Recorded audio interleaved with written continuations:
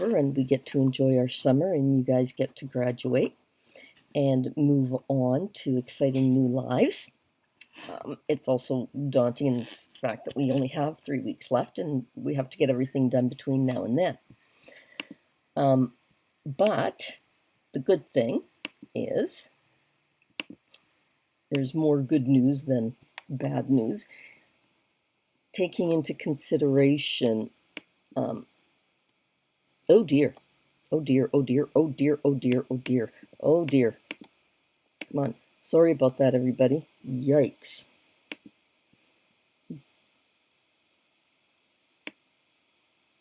I am so very sorry. Ugh. That happens on rare occasion in the classroom, but there's less chance of people seeing it up on the screen than there is people seeing it on their screens. As I was saying, I have in fact deleted 2 of the 3 summatives for this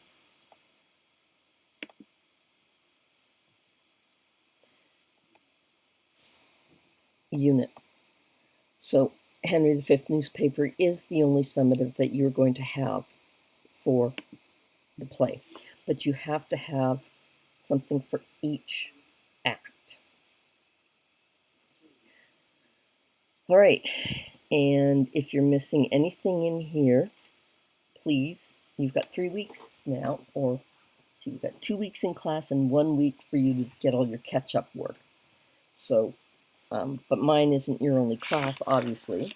So in the next 3 weeks, you will be busy catching up on assignments, getting the newspaper done, doing the best you possibly can.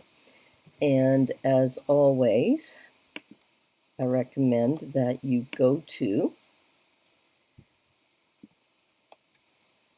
our one-on-one conferencing schedule, click inside, and click on the assignment, which is the schedule itself, and start booking yourself in. Okay, book yourself into any one of these open spots, and I will help you. I will guide you through what you need to do to finish in order to graduate and earn the grade that I know you deserve. Okay, so please get in and sign up for one-on-one conferencing. Alrighty, I'm just going to close that right now so that I never make that mistake again. And get back in here. So today, for sure, we are finishing Act 3. Act 4 is as long as Act 3. Act 5 is as short as Act 1. So I anticipate getting through Act 4 this week and finishing Act 3 next week. I mean, finishing Act 5 next week, which then, since I have reduced all of your summatives to the newspaper, then there will be in-class time to work on that. All right, so we're going to go to our stream again, and I'm going to just show you that this is Pride Week at Father Merck, and everyone is asked to join in. Today, sadly, has been canceled because it is raining quite badly out there. So we have bumped Monday to now a Friday. So Friday, June 5th, will be a Paint the Sidewalk with Rainbow Pride. Tomorrow is a Kahoot, the LGBTQ trivia. The top winner of the 2 schools, because both Trinity and Merck will be participating, gets a copy of my novel, Hellhounds of High School, and a $10 gift card to Tim Hortons. And then the top 4 Trinity winners and the top 4 Merck winners will each get a gift card. And that happens, it's starting tomorrow at noon. There will be a Google Meet link for everyone to click onto. And then the random code for the Kahoot will be given, and the student organizer will take you through the Kahoot. Wednesday is Show Your Pride. Make a Pride 2020 poster at home. Take a selfie and then email the picture to me if you're a Merck student, or to this address if you are a Trinity student. And then we'll have our school websites will have PowerPoints of all our posters. And then Thursday on June 4th from 6 till 8 is an online hangout.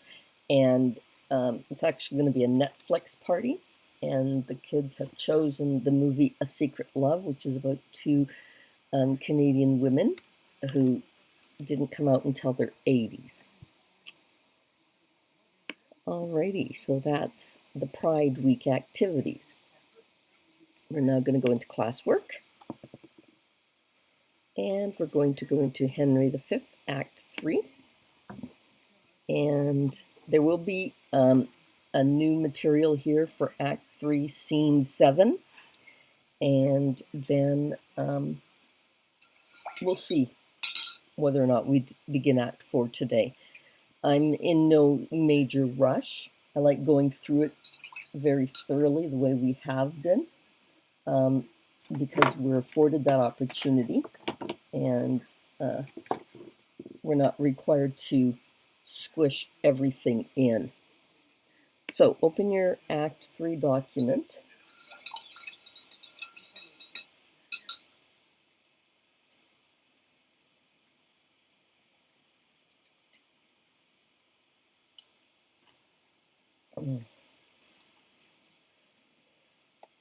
And need my computer to take a minute to load. Maybe if I get rid of a couple of things, might move a little faster. Alrighty, so we need to scroll all the way down. Yeah, it's still loading. Take a moment to look at the fact that I've cited sources in this document. When you get to university, you are going to be required to cite sources. I'm just going to see if I can find a good example. I didn't want to make a bibliography for each of these, which is what you'll be required to do. But when you do, this is the sources. I've cited them accurately.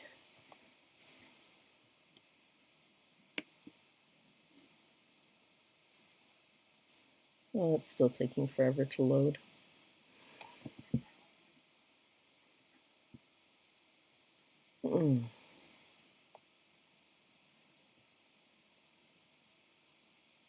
Good God, I'm already back to the top again.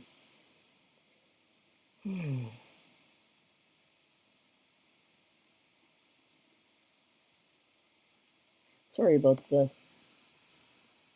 snail's pace of my computer.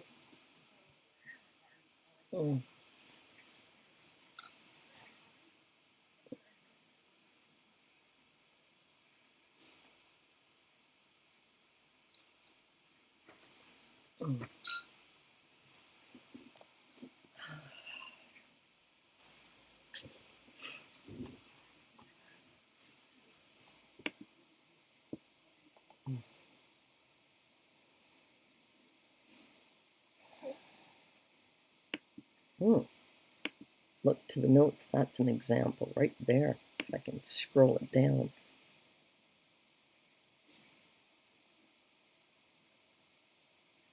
Here we go, right off the top. Phoebus fanning. Phoebus, Apollo, god of the sun, and this is where I retrieved the information from. Let's see, another good example in here. Harfleur, here we go. Here's a direct quote I pulled out, and here's the example. Let me just go in and edit, and I'll bold it so that you can see that this is how one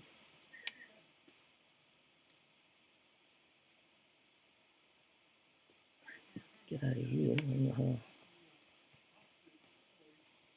It won't let me bold. It won't let me do anything inside the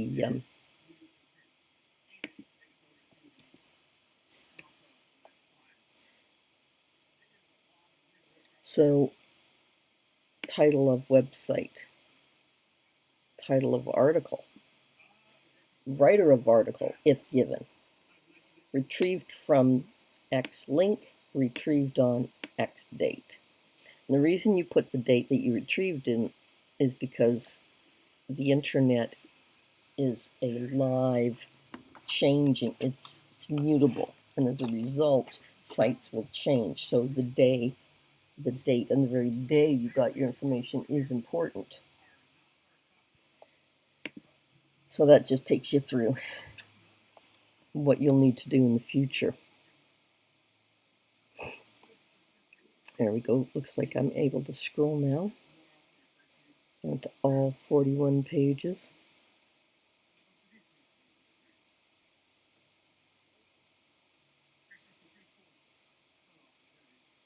So this is, of course, a battle act, and so is Act 4. Here, the Battle of Harfleur, the moving of the army to Calais, the reaction of the French, and the encampment at the fields of Agincourt.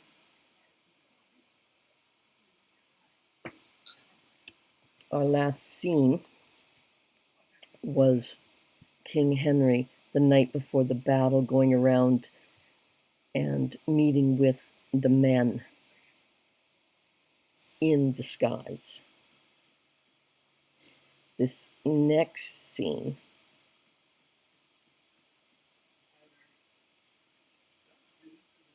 is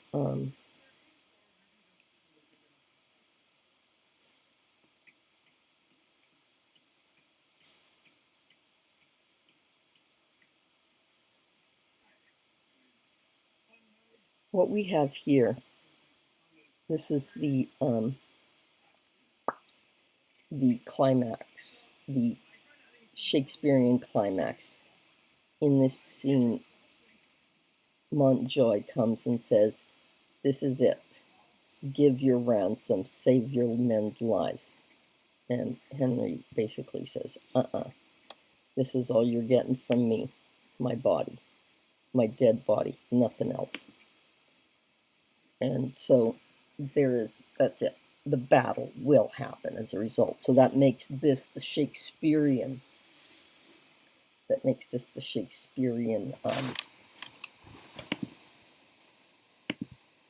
oh, I'm not even on camera. Turn camera off, turn camera. Am I on camera? Yeah, I am. Okay, so that's why this is the Shakespearean climax. The actual climax, though, comes in at the end of Act 4, unlike usually Act 5, because it's the actual battle and the British winning. At least that's my perception anyway. And the way in which I would argue it would be that everything in this play builds up to the battle itself, and that Shakespeare uses Act 5 as a tying up of all of the varying loose ends, including the marriage between Henry and the French princess. So here we are at scene 7. We have 6 questions. How does the scene compare in tone to the preceding one? Now, in the preceding scene, we had the soldiers preparing a very ragged camp, preparing for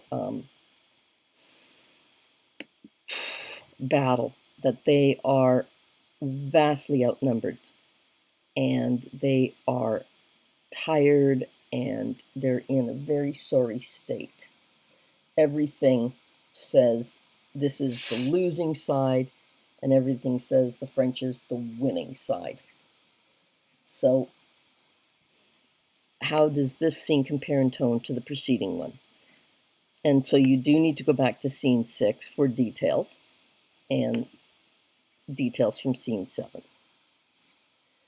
So now number 2 is Shakespeare again in his crude, rude, disgusting, sexual, innuendo-ish way. The way they describe the Dauphin's horse, it's almost as if the Dauphin participates in bestiality. And the English would have loved this. They would have thought this was utterly hilarious, that they would be talking about the Dauphin's horse in this manner. And, which, of course, why might Shakespeare have the Dauphin use this metaphor? Because it makes the Dauphin look really bad. It really does. I mean, the only thing he cares about is his horse, and all of the metaphors makes it sound very sexual, so that would really feed into the anti-French atmosphere in England. You're going to look for the antipathy between the Dauphin and the Constable. We saw that earlier in the play, where the Dauphin was bragging and the Constable was warning them that bragging was not the brightest thing in the world. And this scene, it becomes even more evident that these two really don't like each other. The Constable has almost no respect for the Dauphin, recognizing the Dauphin is only in that position by right of birth, not by any other ability. How do Orleans and the Constable differ in their opinion about the Dauphin? This question sets you up for knowing that the Constable's opinion of the Dauphin would be low and Orleans would be much higher, therefore. So we're going to look for that. How do Orleans and the Constable use old proverbs to insult one another? Quite funny, actually, if you know your old proverbs. And the Constable, how he uses them to insult the Dauphin. This scene ends on a discussion about the British. What do the French officers have to say about their adversary? Why does William Shakespeare end Act 3 on this note? What could possibly, he's, instead of ending Act 3 on the previous scene with the British in their state of despair, he ends on this scene.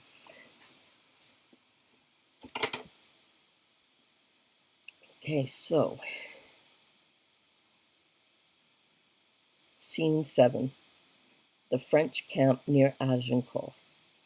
Enter the Constable of France, the Lord of Rambures, Orleans, Dauphin, with others. Cut. I have the best armor of the world. Would it were day. You have an excellent armor, but let my horse have his due. It is the best horse of Europe. Will it never be morning? My Lord of Orleans, and my Lord High Constable, you talk of horse and armor. You are as well provided of both as any prince in the world. What a long night is this! I will not change my horse with any that treads but on 4 pasterns. Saha! He bounds from the earth as if his entrails were hares, the cheval volant, the Pegasus, qui a le nerfs de fou. When I bestride him, I soar. I am a hawk. He trots the air. The earth sings when he touches it.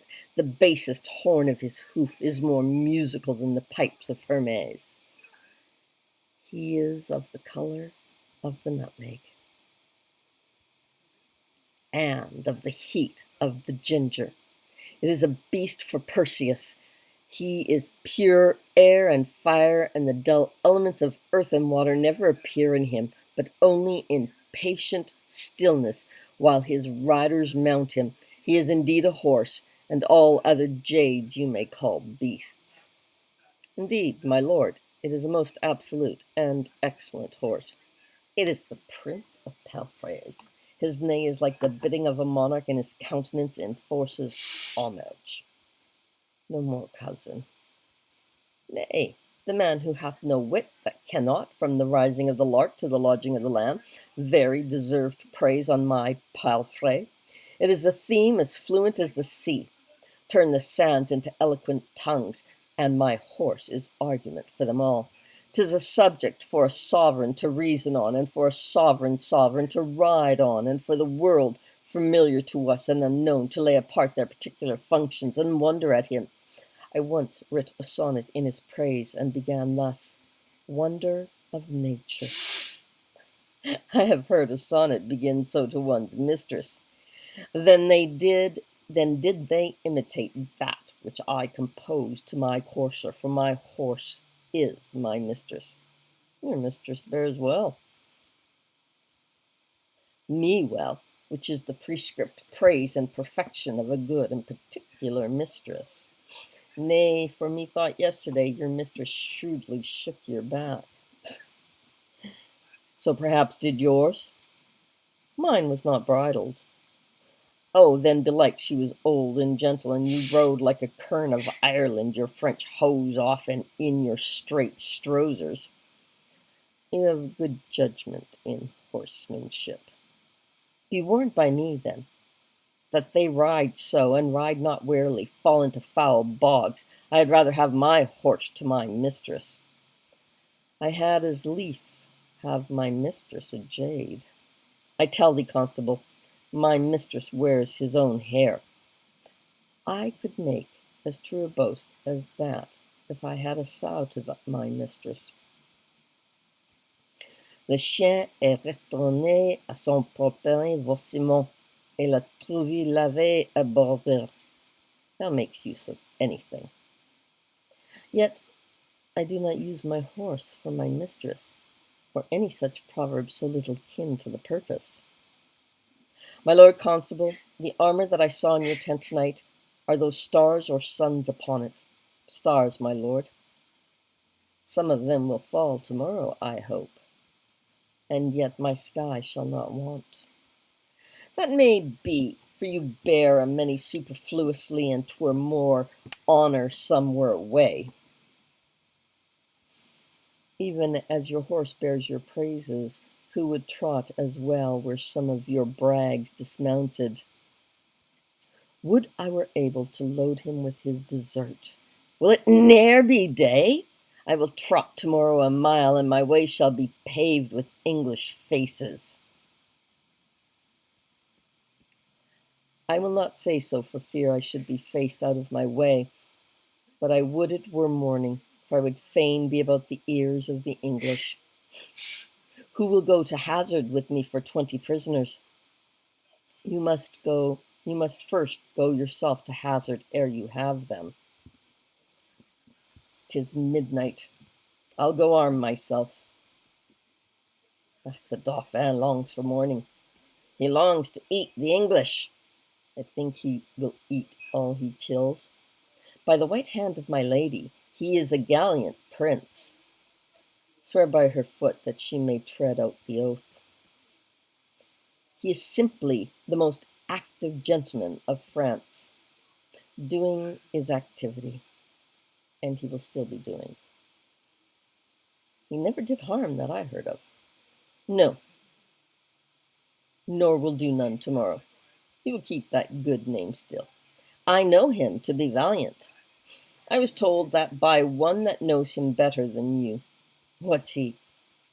Marry, he told me so himself, and said he cared not who knew it. He needs not. It is no hidden virtue in him. By my faith, sir, but it is. Never anybody saw it but his lackey. 'Tis a hooded valor, and when it appears, it will bait. Ill will never said well. I will cap that proverb with there's flattery in friendship. And I will take that up with give the devil his due. Well placed, there stands your friend for the devil. Have it the very eye of that proverb with a pox of the devil. You're better at proverbs, by how much a fool's bolt is soon shot. You have shot over. 'Tis not the first time you were overshot. The Lord Grandpré, a valiant, most expert gentleman. Would it were day! Alas, poor Harry of England, he longs not for the dawning as we do. What a wretched and peevish fellow is this King of England to mope with his fat-brained followers so far out of his knowledge. If the English had any apprehension, they would run away. That they lack, for if their heads had any intellectual armor, they could never wear such heavy-headed pieces.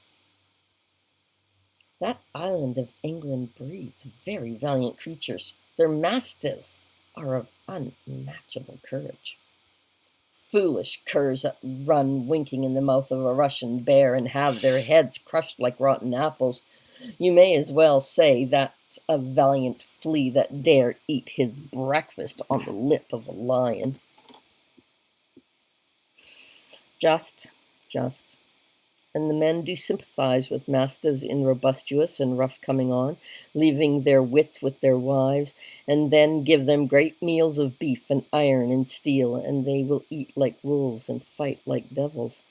Aye, but these English are shrewdly out of beef.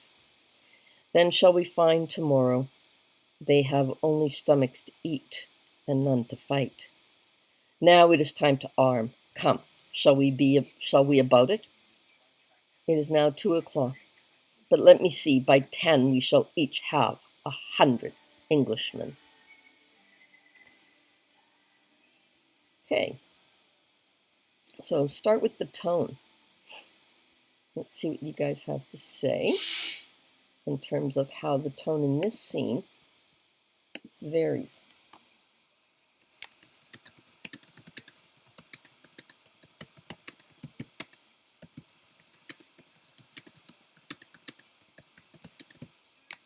So how does the tone of scene 7 differ from that of scene 6?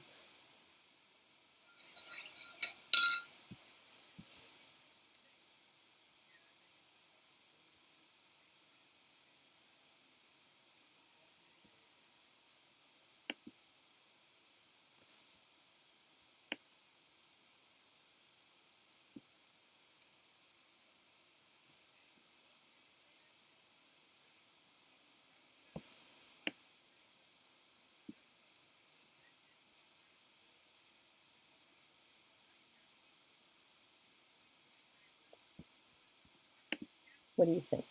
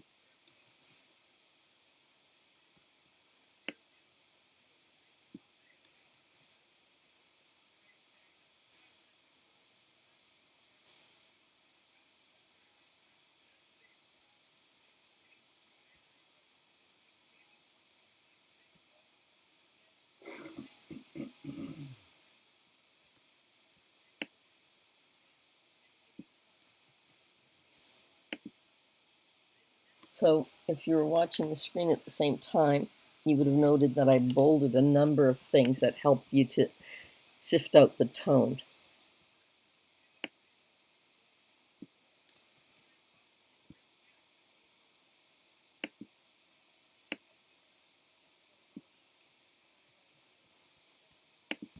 What is the tone of scene 7? Starting with the tone of scene 7.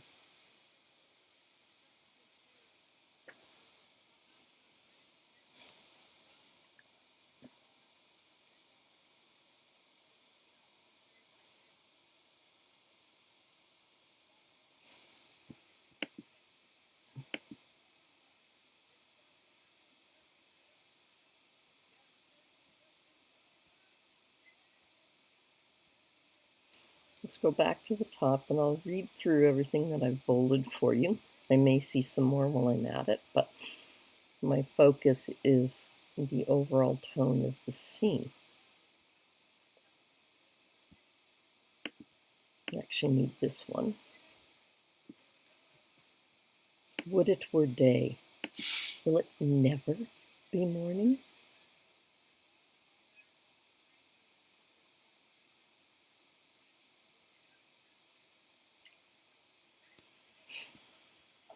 Will it never be day? I will trot tomorrow a mile, and my way shall be paved with English faces. But I would it were morning, for I would fain be about the ears of English. Who will go to hazard with me for 20 prisoners? Note, hazard, a game of chance. The Dauphin longs for the morning. He longs to eat the English.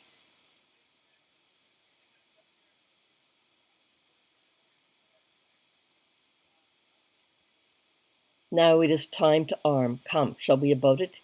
It is now 2 o'clock. But let me see, by 10 we shall have each 100 Englishmen. So in the previous scene, Henry is making threats, while in this scene, the tone is more confident. Support the confident feel.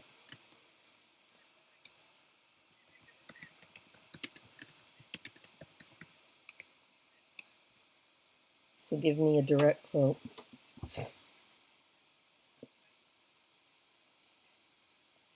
That the French are confident.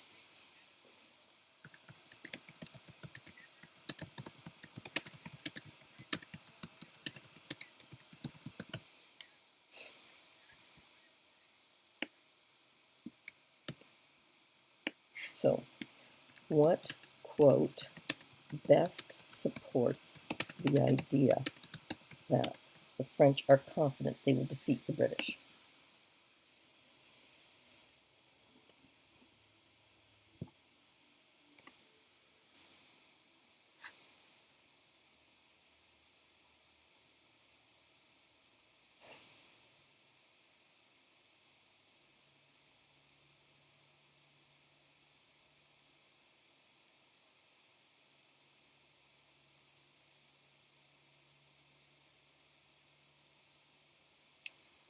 Very good. You didn't give the exact quote, but what you did was provide enough circumstantial evidence.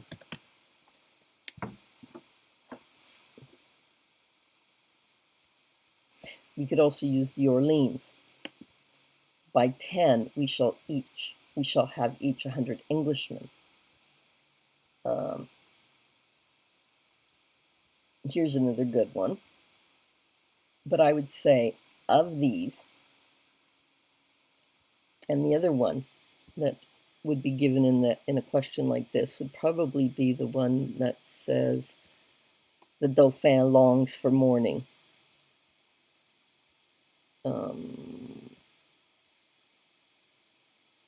Here we have, will it never be day? So this is the choice. This would be the direct quote. That would be your correct answer, and then you'd be given others.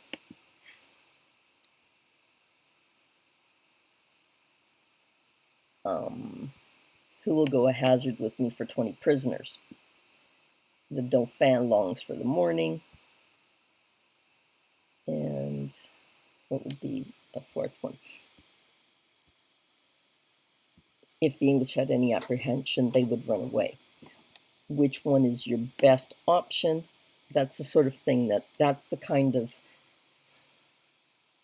question that asks you to be judicious. Now, go back to scene 6 and find a good quote that, instead of the king threatening, I would say that the better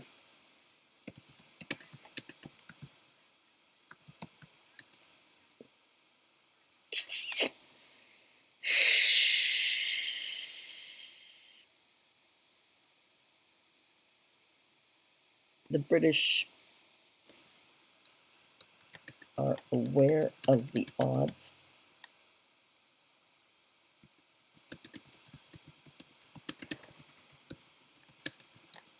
and anticipate a bloody battle. So go back to scene 6 and find a quote that shows the British are aware of the odds against them and anticipate a bloody battle. So I want you to go back to scene 6 now, because we're looking at the difference in tone between one scene and the other.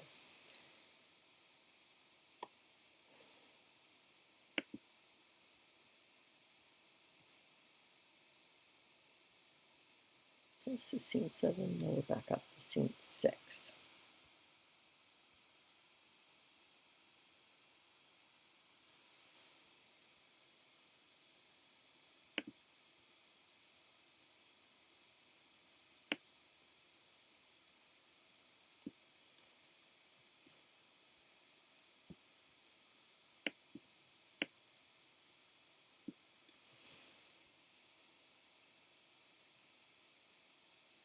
Actually, you know what you said, Mr. Andonov, works well also.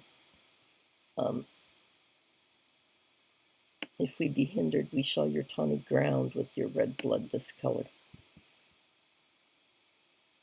This is a threat, a very strong threat.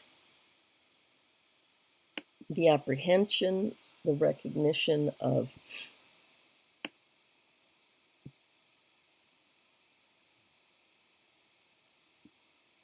what's going to happen to them, that they're up against.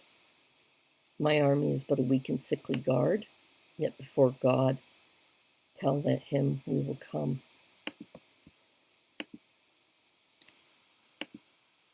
Hello, Mr. Casaniabo.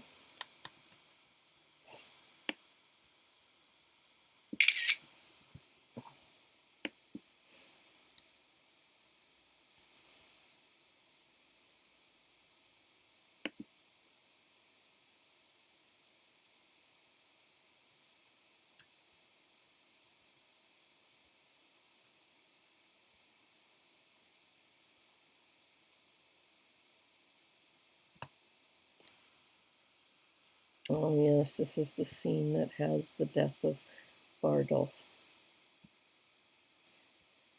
It opens with information about the... Yeah, no, we're going to go with Mr. Andonov's, the threatening, the...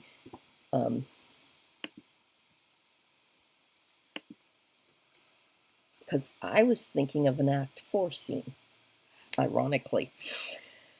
My apologies, everybody. So, which line best shows? We're going to go with Mr. Andonov.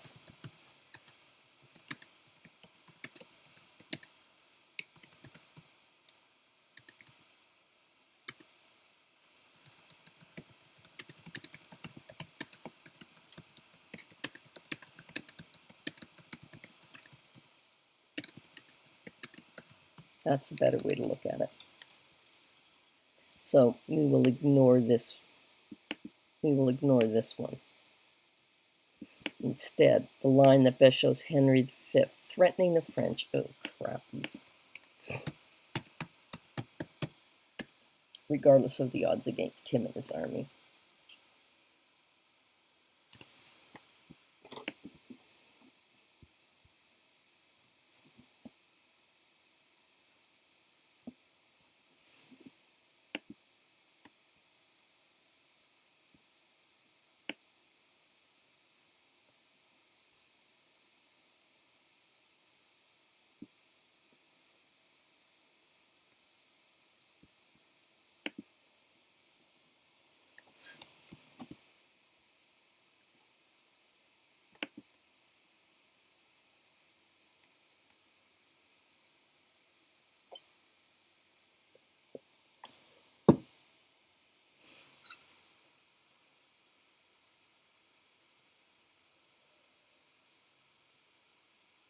So look to the screen.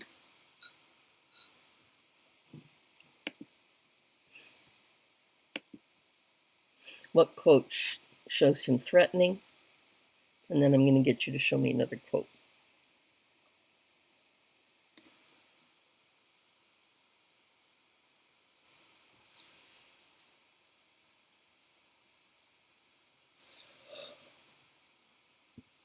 Oh, sorry.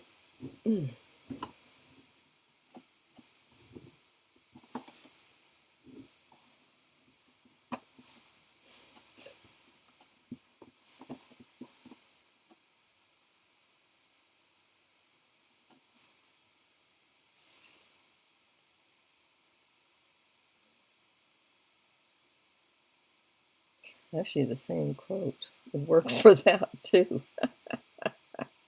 This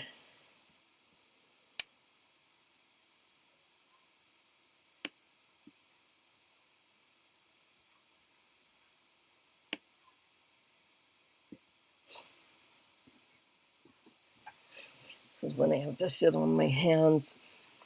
The temptation to answer the question is far too great. Good. This shows us that he is determined to come on. And this shows us that, okay, so this is a good choice for the first assessment made. His army is weak, and that his army is weak. Now, what we need is the anticipation of a bloody battle and add to that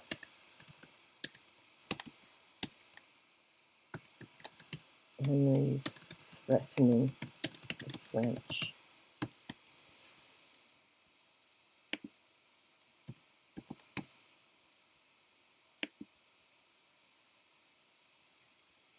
So that is very good, Miss Vickers.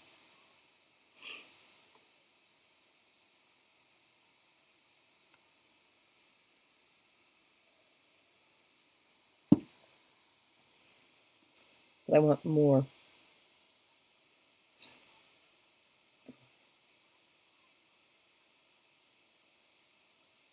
Now I want the line that shows his threatening the French.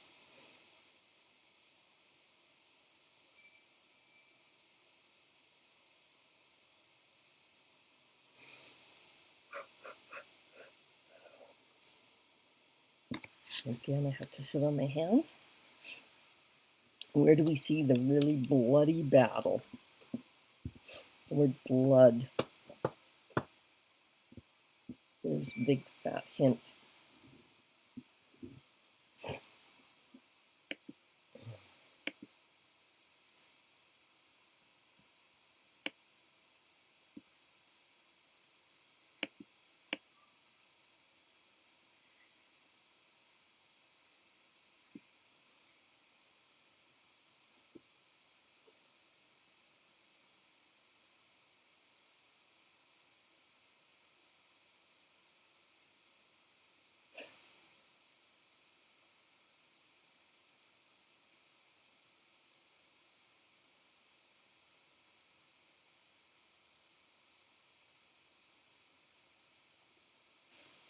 Where is he threatening the French?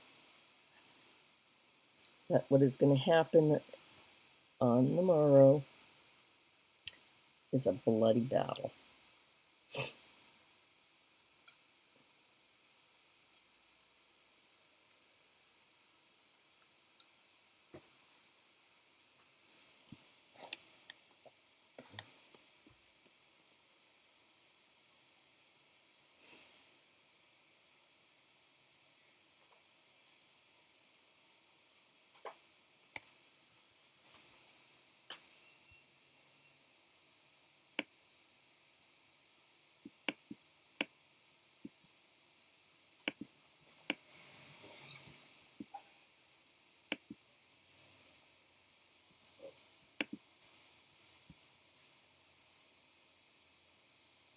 Red blood. Bloody battle.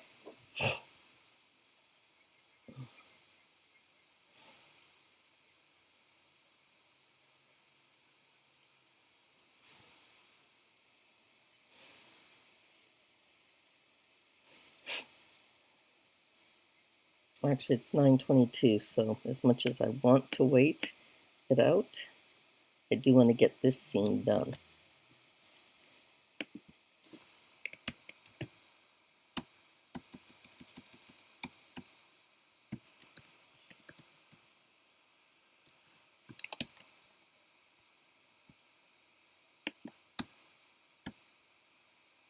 So if you try to stop us, we shall, your tawny ground, your yellowish brown ground, with your red blood discolor, we will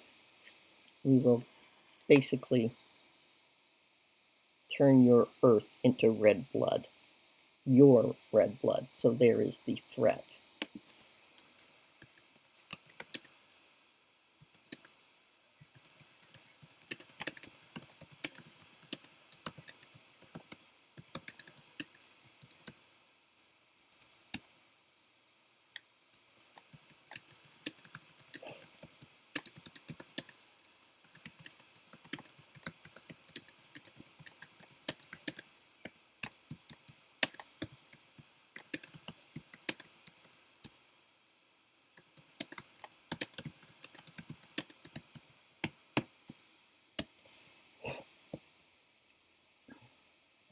Yes, Mr.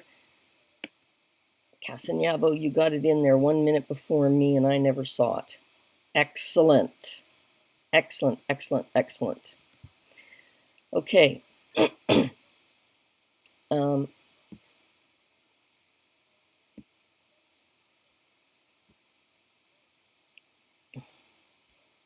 Dauphin's horse. This is both for humor and to give the English a bit of a chuckle at the French.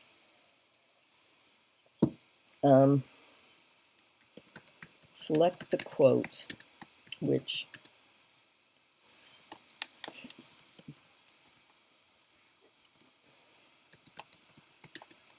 clearly suggests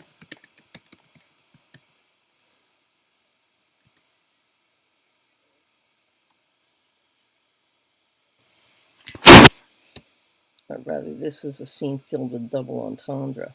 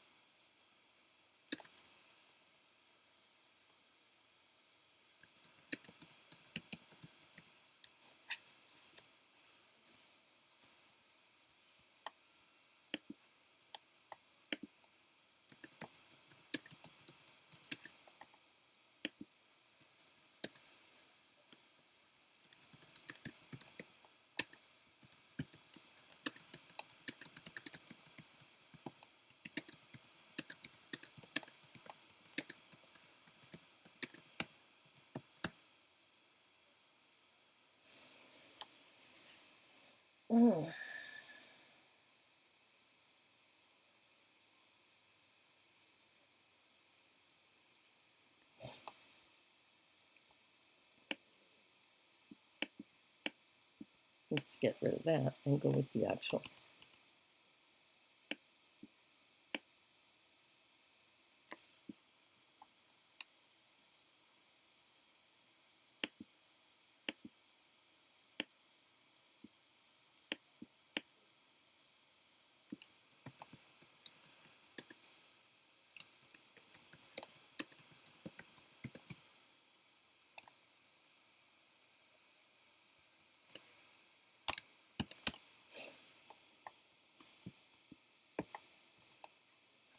Okay, so the sexual horseplay. And the French would have just absolutely loved this. So I want you to scroll through. And what we have is the Dauphin bragging about his horse. Oh, I missed this one.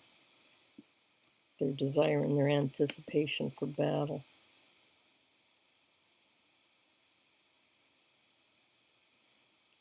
So, the section in which the horse is brought in is all going to be in blue.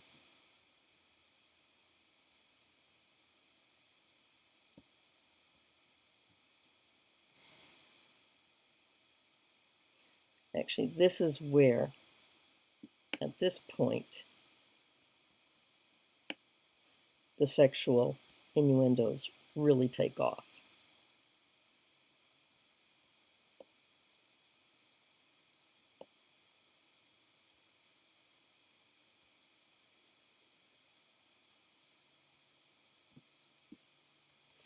So, everything that's been blued out is where the sexual innuendos really take off.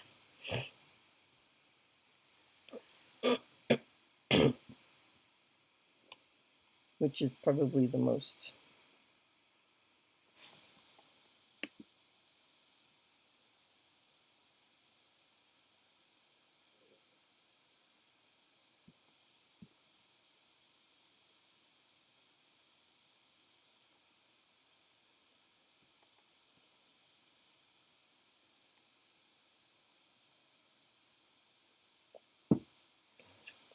so we're looking through lines 26 through to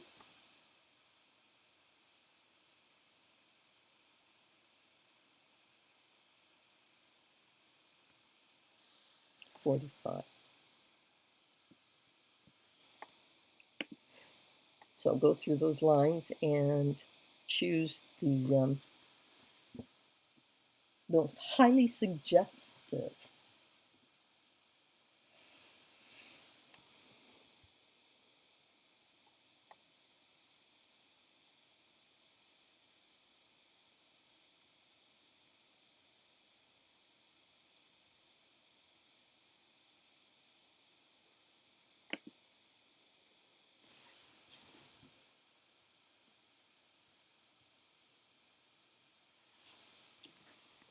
Shakespeare is quite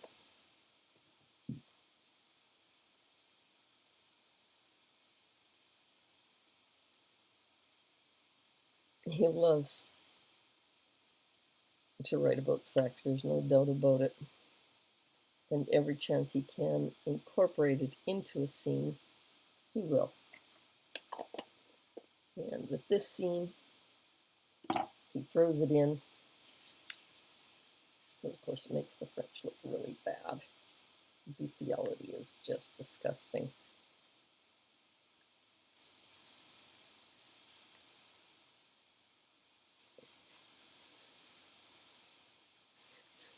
Oh boy.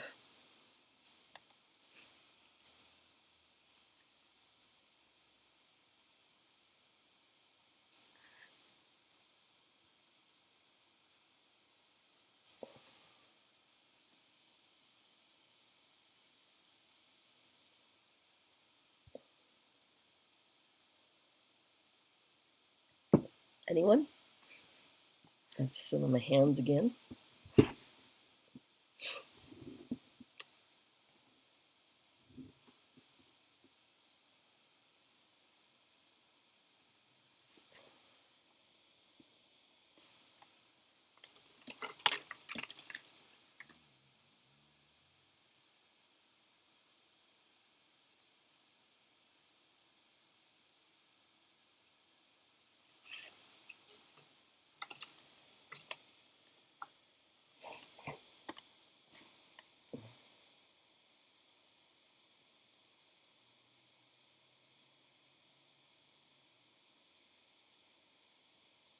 The pun was intended with sexual horseplay.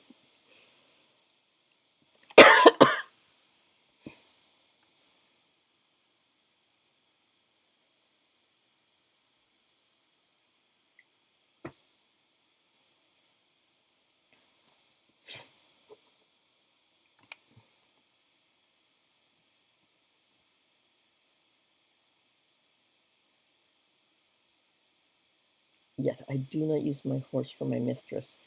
So that is the constable speaking.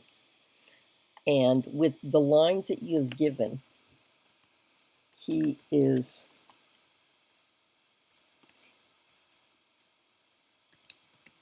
carefully mocking the Dauphin, adding to the suggestion of bestiality. How do you spell bestiality?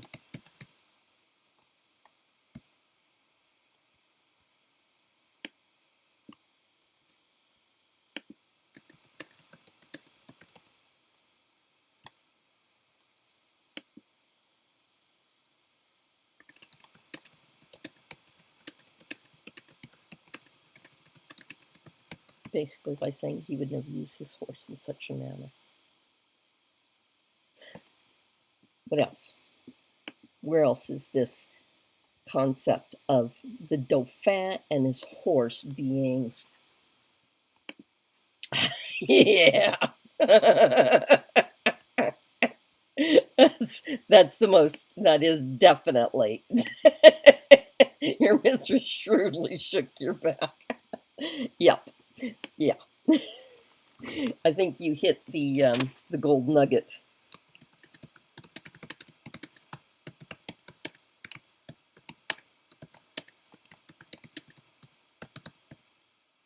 Or the sexual innuendo in this scene. Good one. And I hope I don't have to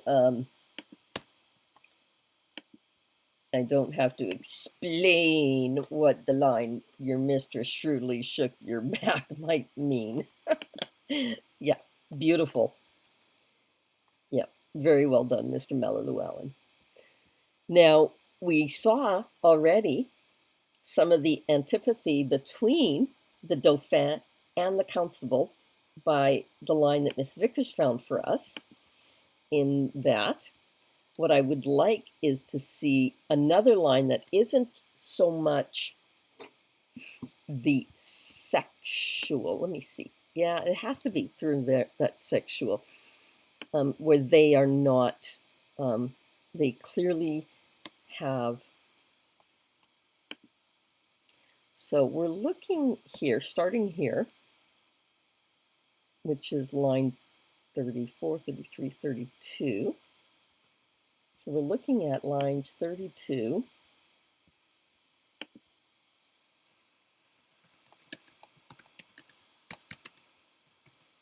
and we already have one quote.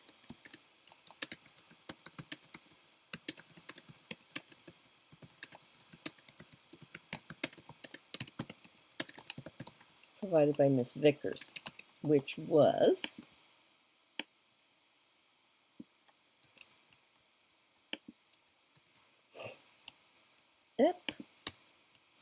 so I want you to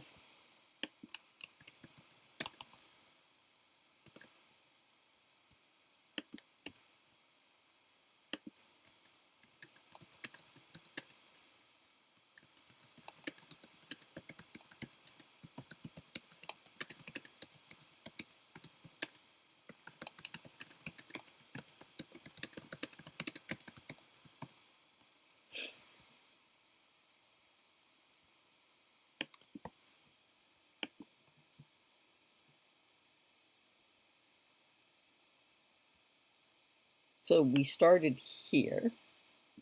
No, we started with the line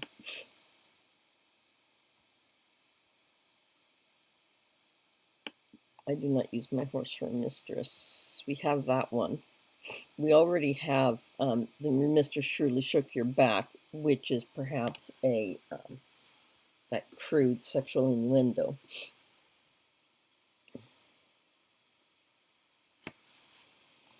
And there's a couple of good ones in here.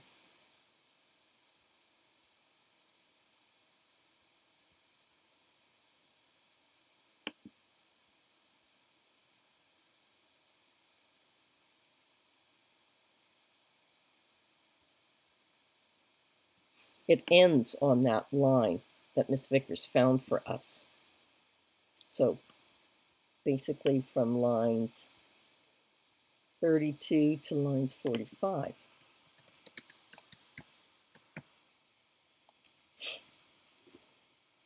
We do not want the same quotes.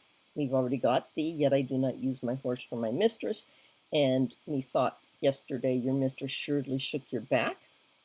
So somewhere between those two quotes.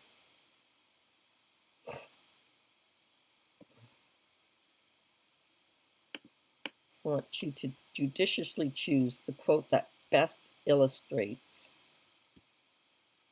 their antipathy.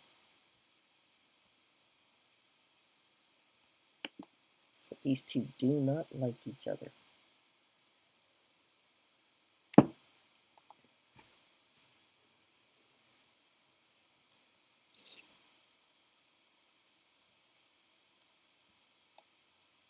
A couple of good ones to choose from. Two very strong ones.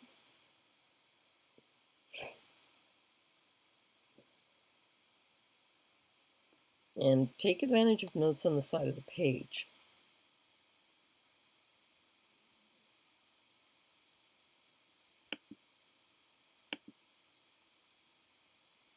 Read through your notes on the side of the page.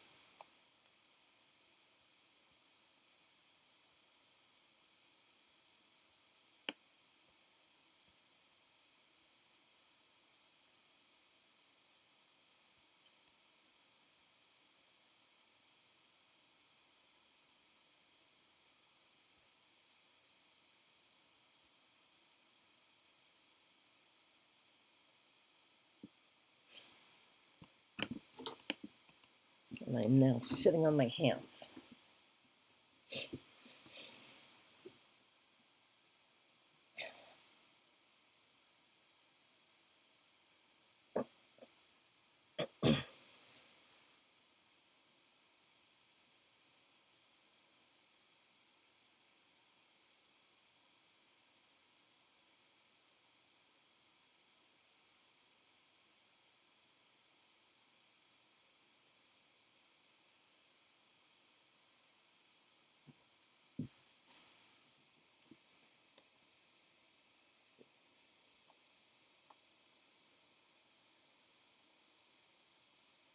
That's a good one. That's one of them.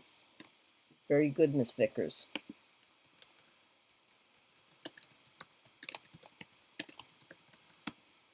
Here the Dauphin is insulting the constables.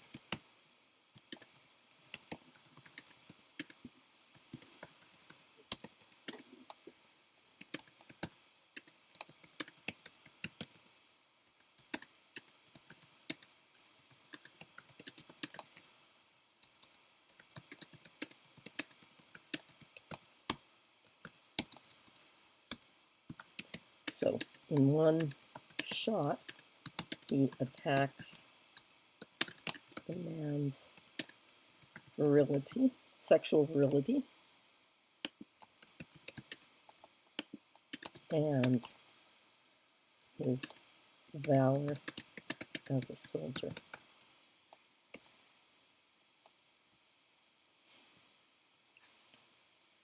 The Dauphin makes another insult. Can anyone find the other insult?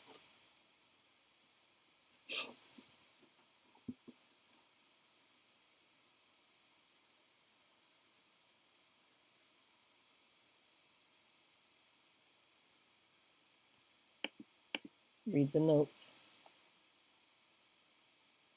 If you go to the footnotes, my comments serve the same purpose as a footnote in a play.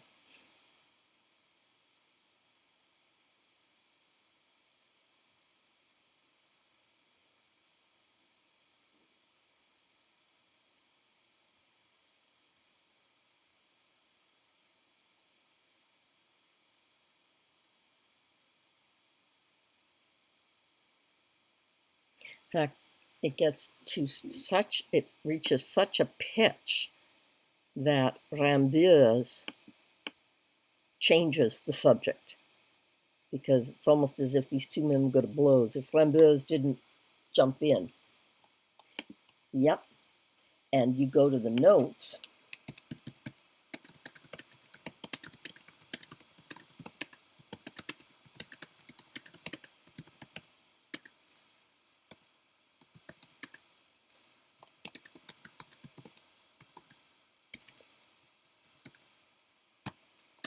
explain how this line is very insulting.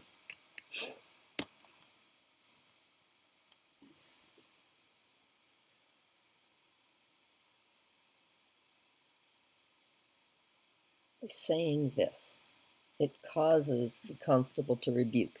Yet I do not use my horse for a mistress. I'm not screwing my horse, basically taking it right into the bestiality.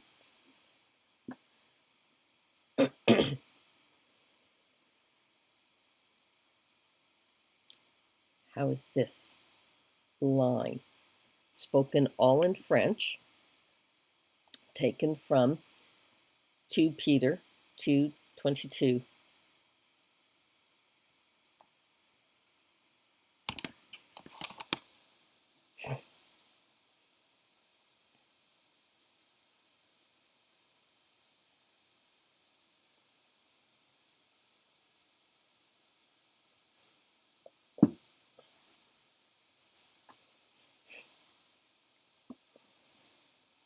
Wow, I really emphasized very insulting. I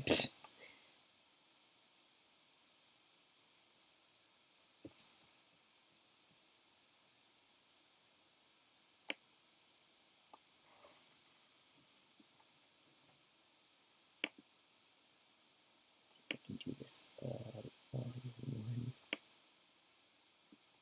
screen.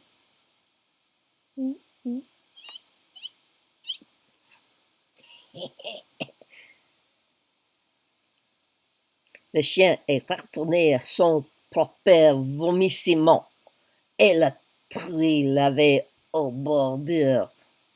I did bastardize the French language, but at least it sounded Frenchy. A dog returns to his vomit, and a sow that is washed returns to her wallowing in the mud.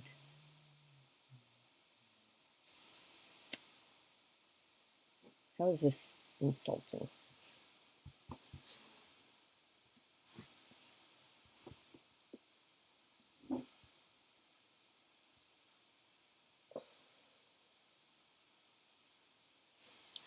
I lost it.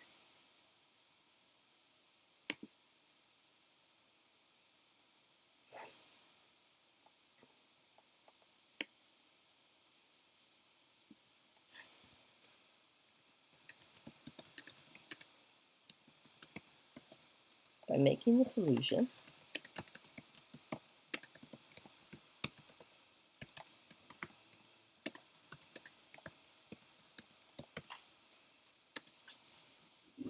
he compares the. I got to dive into. Scroll up. Okay, good.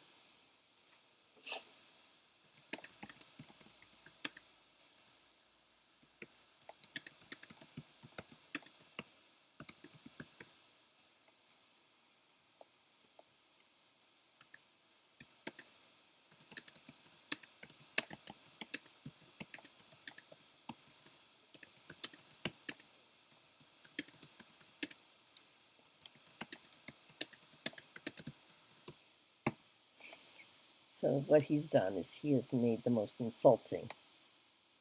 And if Rambert had not come in and stopped this, these two might well have gone to blows, which could have ended in the constable's life because, of course, the Dauphin is the Prince of France.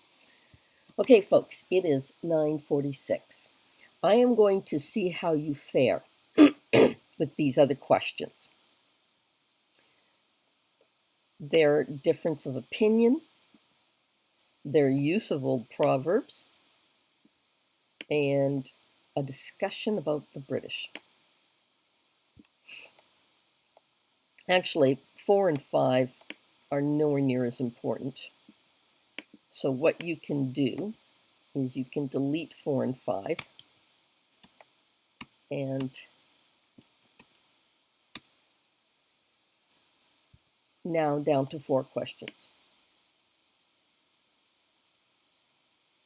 And leaving you with the discussion of the British.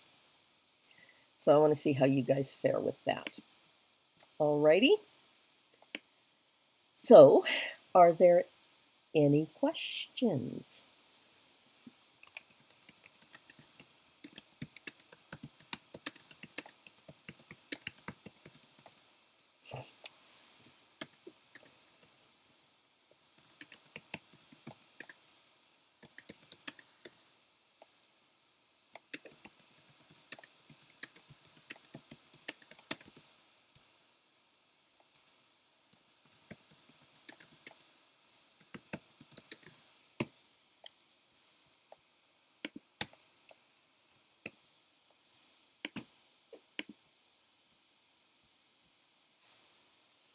Okay, well, if I'm not getting any questions, before I close out, I'm going to remind you to please go into one-on-one conferencing schedule and sign up. Please sign up. I want to help you. I want to get you on track. There are 3 weeks remaining, and you need to get some of the work that you owe me done. Okay? The last summative we have is our newspaper. And you've been working on that, ideally, every act. So some of you will have acts 1 and 2 done already, and hopefully you'll have act 3 to do. And then act 4 and act 5 should come smoothly. Use Grammarly if you have it. Get somebody to proofread. Make sure that it's developed. Go back to the rubric. Oh, yes, Mr. Andanoff. I deleted 2 of the 3 final summatives. We will only be doing the newspaper assignment as your summative for Shakespeare. We have 3 weeks left, and 2 weeks for class time, and then 1 week for catch-up. So you're in a really good position because you have all assignments for me done. But some people still owe me a few. And if you still owe me an assignment, then it's really important that you sign up for some of the one-on-ones. But the nice thing is now, with only 1 more assessment, you can do as good a job as possible. This is a great opportunity to really pull out all the stops, because there's still 3 weeks to play with the newspaper and find good images. You know, every article has a photograph, every article has a headline, the paper has its own title. Just go to town on it. There will not be a unit test, and there will not be a Shakespeare reading comprehension.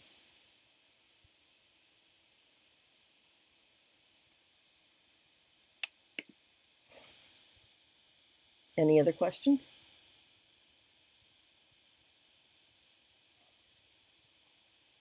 Okay, everybody, we're signing off. I'm going to turn off the lesson.